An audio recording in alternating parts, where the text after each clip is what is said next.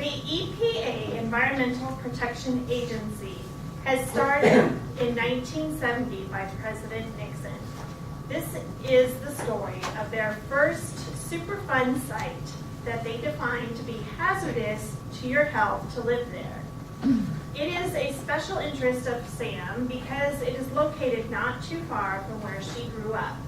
Her cousin James Allen and his firm Allen Lapis and Shane were hired to start their first class action lawsuit in history for a community on the environmental issues.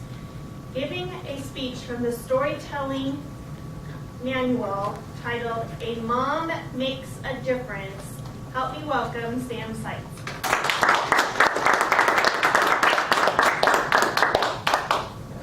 In 1894, William T. Love decided he was going to build a canal.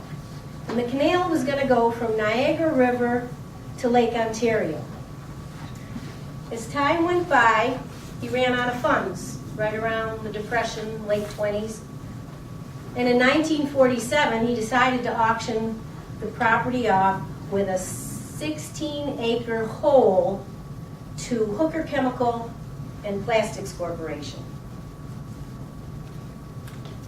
The Plastic Corporation and Hooker Chemical immediately decided to fill this big hole up with chemical wastes and toxins.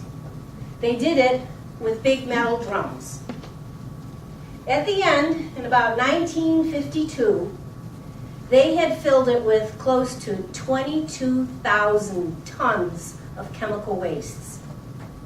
They threw dirt on the top of it and sold it to Niagara County for $1. Niagara County then went ahead and built a school and a playground on top of the site. And then they proceeded to build a nice little community around the school. Not far away, a young girl was barely getting out of high school, just barely making it. But that didn't matter to her, because she just wanted to get married and have a family.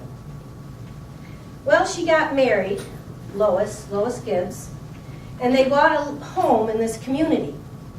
And they started to raise their family, her dream.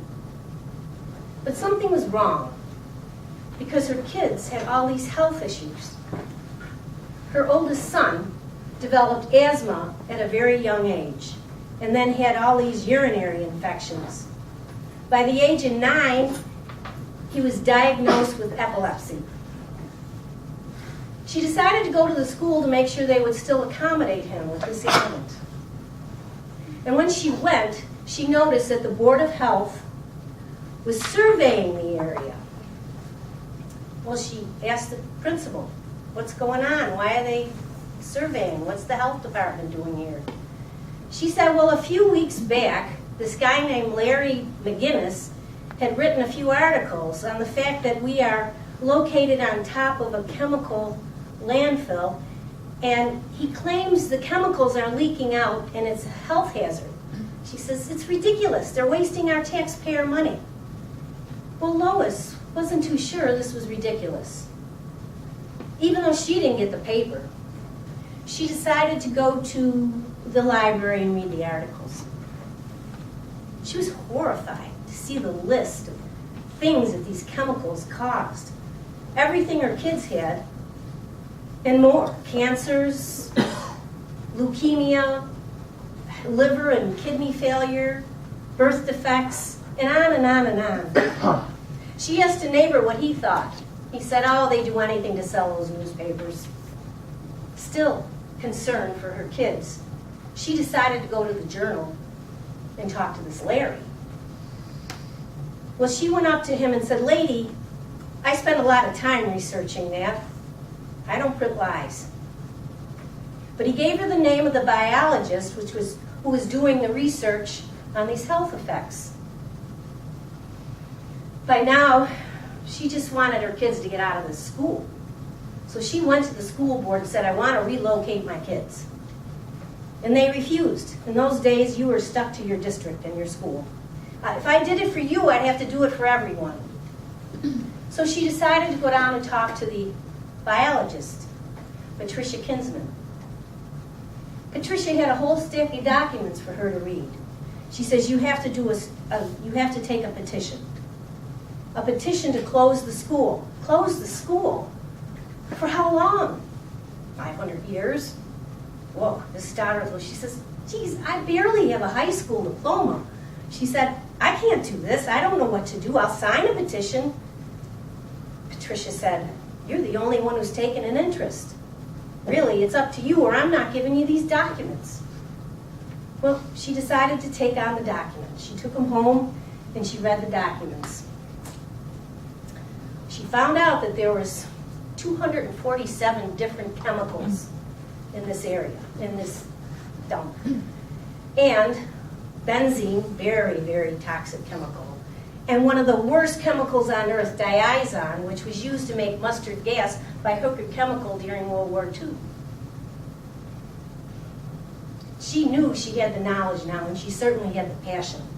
She started going around door to door, trying to get signatures to close the school.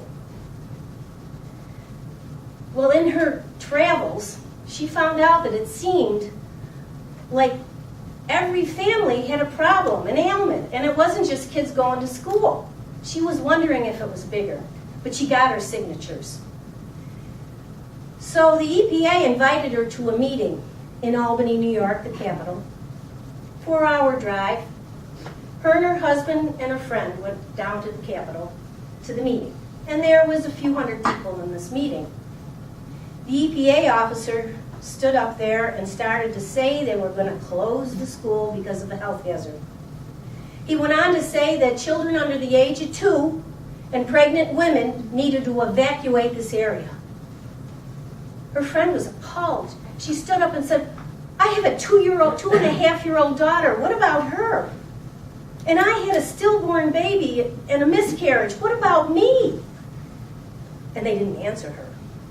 Lois was enraged. He says, answer her, answer her. What's wrong with you? She needs an answer. They said, well, we have determined that any baby under the age of 2 is now, up to the age of 2 has fully grown their immune system. That's not good enough. You have to go back and live in this place with those ailments and die there? She was so enraged that they forcefully escorted her out of the meeting. It made national news. When she went back home, everybody was waiting for her. They called her a hero, but they were all still so concerned about compensation and getting out of that place. So they formed a homeowners association, and they made her president. And she decided to move forward to see what she could do to relocate everybody. Meanwhile, one of her very good friends in the neighborhood, who was very health conscious and always fed her children well, used to let her son play in the creek behind them. He was 10 years old, and he mysteriously died of liver failure. She went on to fight for, this was 1978.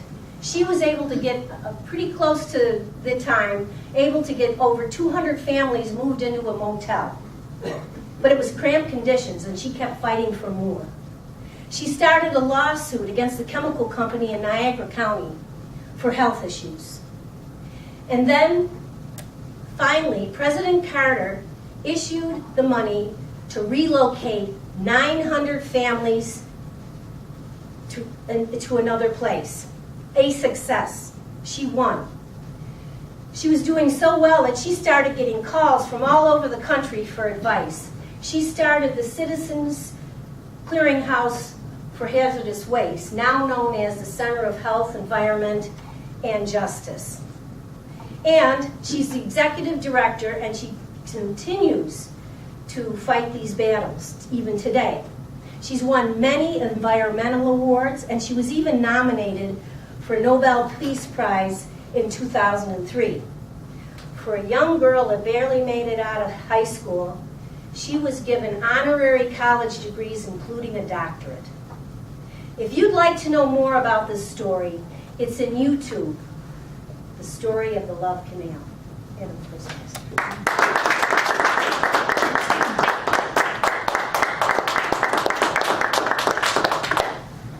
we could have 90 seconds on the clock for anybody